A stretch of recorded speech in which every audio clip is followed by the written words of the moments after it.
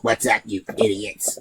Once again, it is I, Melvin P. Thurgood III, here to bring to you a weekly recap of the events and going-ons in WPA.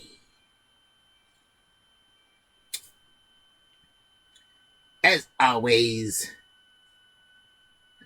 we had a match that featured the Emperor 2K Anomaly, and of course, his opponent did not show up, so once again, he was awarded a win. He is becoming the king of DMP wins. You know, he does pretty good for a guy who's retired.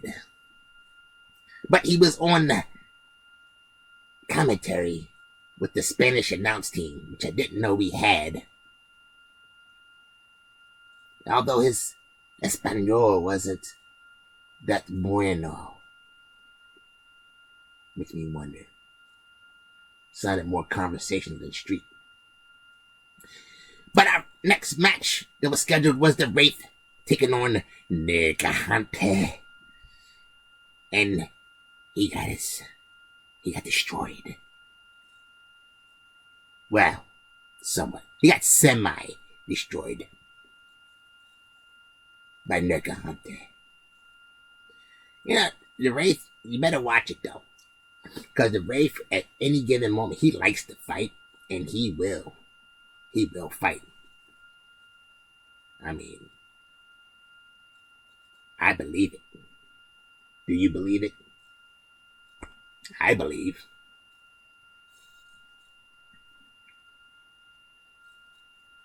I believe in Joe Hendry. I believe in Joe Hendry. Next match was the badass Eddie Vendetti taking on KO Jason Shepard, who seems to be missing. I wonder if he went back to Japan. Japan or Japan? Japan. Yeah. So the badass was assigned commentary duties and did a way better job than the Emperor 2K Anomaly did. He actually had really good introspective on the matches that came after his. Where'd I put? Oh, there it is.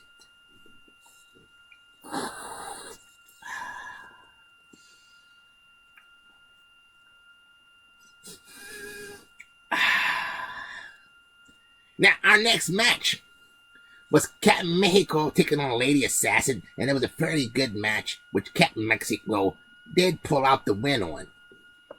What? No, it's just a fix inhaler. What the fuck's wrong with you? Now, following that match with the South Bronx Savage taking on the Idol, Steve Sampson, and he handily defeated the Idol, picking up a great win. Now, the Hardcore Rocker was given an easy night, as his opponent also did not show up. You know, you might have to stop talking about these matches, because they're just time-consuming. I mean, we got a lot of people that don't show up to work. You might have to start cutting paychecks there. You might have to start future endeavoring people.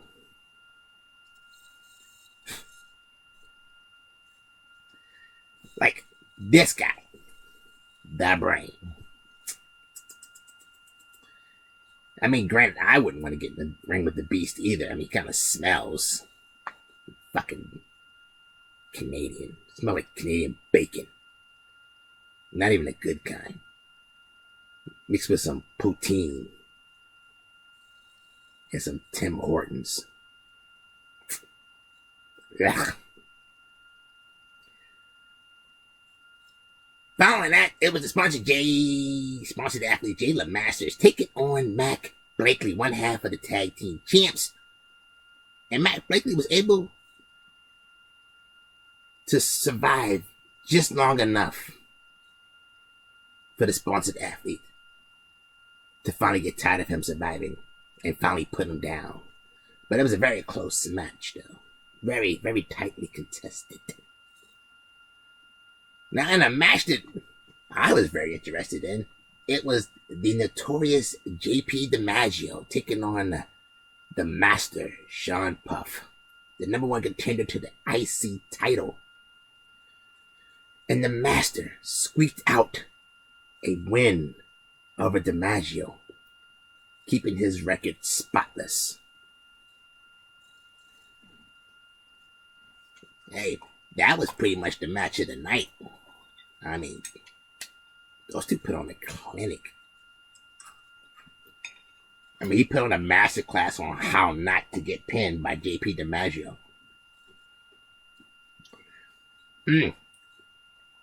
Our #1 match, contender match for the Triple Threat Championship, it was Big Mel, Mr. Grand Slam, taking on the Messiah. And the Country Rocker Chase Revolver being put in his first match. Now, luckily, Big Mel is that big that he was able to stack them two up and pin them both. I mean, he does spread out a bit. So it wasn't that hard for him to land on both of them and pin them. Ref even obligated him, did an extra 3 count. So technically he counted to 6.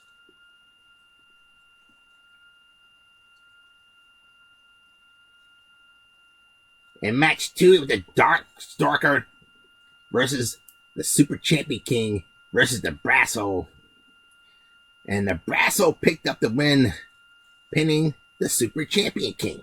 I would have rather he pinned the Dork Stalker. That guy sucks. I'm going to have to start calling him the Dork Sucker. He probably swallows. And our #1 contender match for the WPA Tag Team Championships, it was the Blueprint, Jackson Aries, and Cats and Corey, taking on Martel the Carpenter and Bobby Blaze. You know, Bobby got pinned by the Blueprint. I'm going to have to start reevaluating who I root for. Their flip, because this is getting too stressful. It's getting too stressful.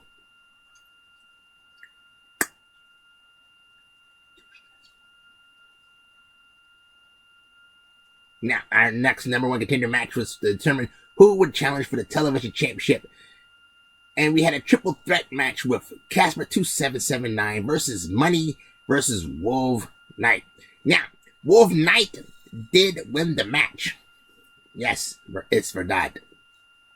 But a family emergency took him away, and he will redeem his #1 contendership upon his return shortly after Backlash.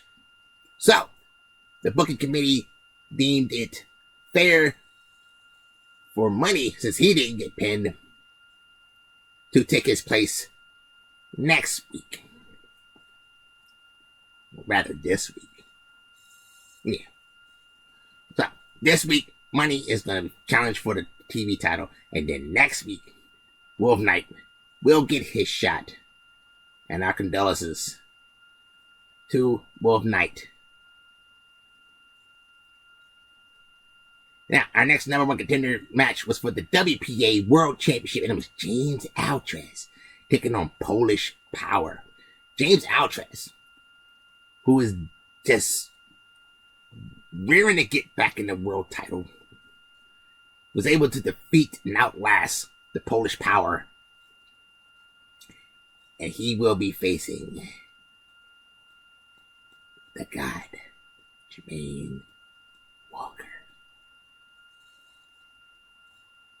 It's crazy, right? Speaking of which,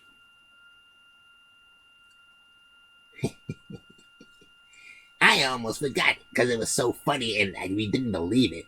Jermaine Walker took on the man nobody wants to be pinned by, Kwani Fist. and lost. He got pinned by a guy named Kwani. Definitely not what you want to happen the week before you defend your title. That's gotta be fucking with his head. Now, in our Triple Threat Championship, Cloudy Diggs took on Money MF and Mike and the Street King. And Money MF and Mike of the Killer Goons picked up the win by pinning the Street Fight King and becoming the new WPA Triple Threat Champion. See how long that lasts. In our Television Championship, Red Death took on the Pinnacle of Humanity, Adrian Christopher, and the Pinnacle picked up the win, finally and narrowly defeating Red Death, dethroning him and snatching his TV title from him. Man, the pinwheel actually did it. God dang it. And our United States Championship, Lycan Umbros fell to the First Lady Alexa Leslie as she planted the rose garden on his neck. And once he realized it wasn't a Pornhub scene, it was too late. He was out. And his belt was around the First Lady, Alexa Leslie. Kinda told you, yeah. And then our main event, it was Fat Thomas taking on Johnny Rocco. And he was able to survive the office of Johnny Rocco and maintain his title, and will face the Master Sean Puff this week. Speaking of this week, we warned you about Johnny Rocco. We said if he did not win that IC title, that Jermaine Walker might want to be watching over his shoulder, as you never know what Johnny Rocco's going to do. And he cashed in his final rematch clause and will be fighting along with James Altrez against Jermaine Walker for the world title. Other matches that are going on this week is the Emperor, once again, probably going to pick up another DMP win. He's the DMP hashtag Rigged King, as he's slated to take on the Investor and the Commish. Badass Eddie Mondetti is taking on their Gigante. The Idol Steve Sampson will be probably waiting for KO Jason Shepard to jump in the ring. Martel the Carpenter will be taking on Bobby Blaze. And I'm telling you right now, if Bobby Blaze loses this match, I'm done. I can't do it no more. You lose to Martel, I'm done with you.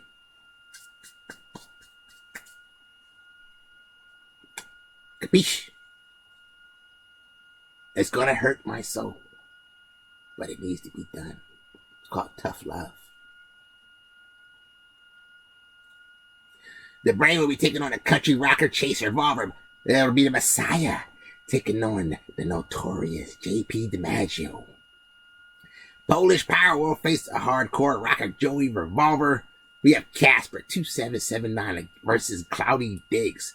And our number one contender match for the Triple Threat Championship, South Bronx Savage will take on Lady Assassin and the Dark Stalker in match 1. And then in match 2, it'll be Captain Mexico versus the Street Fight King versus the Super Champion King.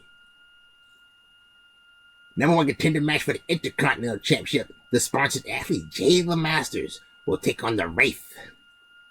And our WPA World Championship, it'll be Lycan Umbros taking on Red Death. Tag Team Championships will be on the line as the Order. Mac Bailey will enlist the aid of David the Beast Smith, and they will take on the Blueprint, Jackson Aries, and Katzen Corey. Money MF and Mike will take on Big Mel and the Brass Hole as he defends his Triple Threat Championship on his first defense I think Big Gnome probably win that one. And our television championship, the Pinnacle, will defend this title for the first time against Money. They'll probably lose it. First Lady Alexa Leslie will take on Kwani Fist, who earned the match after defeating the God Jermaine Walker. In our Intercontinental Championship, it'll be Fat Thomas taking on the Master Sean Puff.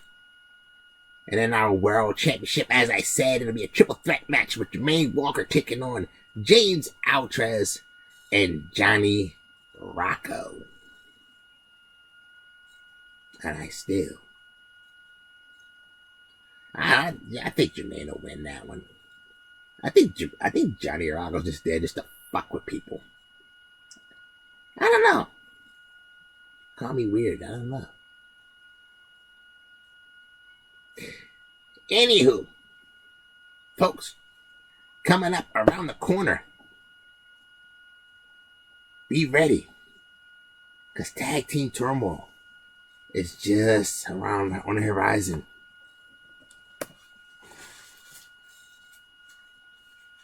That opportunity to get number one contender shot is right there, just waiting. You can either be a winner, or you could be like this bought up piece of paper and be in the trash. Kobe.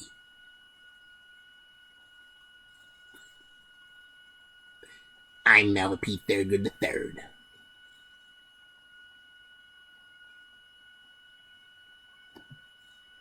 Don't forget, tip your waiters.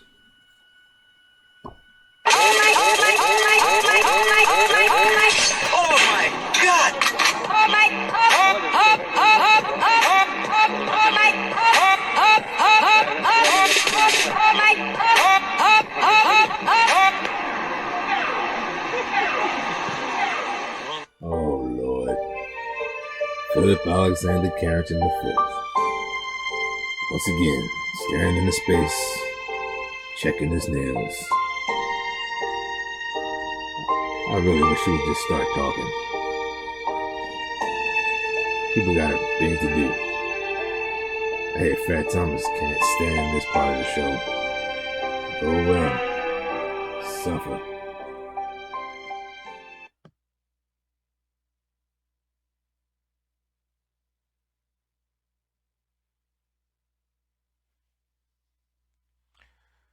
Hello, WPA. Once again, it is I, Philip Alexander Carrington IV, here to divulge to you who my pick of the week is for last week, and it should come as no surprise. This individual shocked the world, handed a god his first loss of the season. He will always be the one if he never loses another match. It'll be the highlight of his career in WPA. I speak there of the man no one wants to be pinned by, Quanti Fist. Now, Quanti Fist, to his credit, has won titles. He has won championships. He has been number one contender. As a matter of fact, he currently is in contention for a United States title. But he defeated Jermaine Walker, of all people, the god of this prediction shit.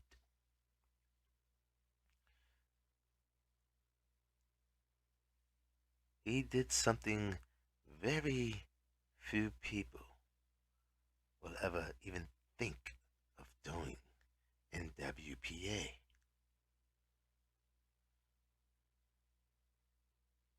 Now, does that mean world title shot? Like I said, he is in a title match. But down the road somewhere, will Jermaine Walker want to avenge that loss. With the title on the line, should he survive that long with his title intact? Only time will tell, ladies and gentlemen. But until then, Kwani will always have on his resume defeated Jermaine Walker. The irony of the whole thing is, well, the champ asked to be in a match with Kwani Fist. And not because he found him an easy mark. The champ wasn't scheduled. He needed a match. He handpicked Kwani Fist. Now, I could say he picked Kwani Fist because he thought there would be somewhat of a challenge, but he would overcome it. He did not foresee that Kwani would step up his game and hand him a defeat. Not a nos whipping, not a demolishment, a simple defeat. Caught the god off guard. And who can blame him? The god has a million things on his mind. Women, Cavossier, Grey Goose, title matches, some harlot, maybe waiting for him in a corner, giving him the eye. So our hats, we tip our hat to you, Kwani. Good job. Now, show us what you can do once again in this title match you have.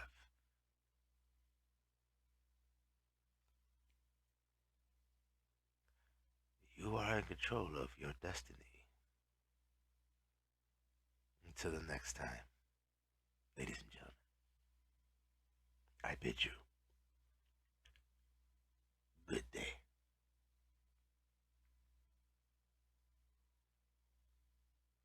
I said good day.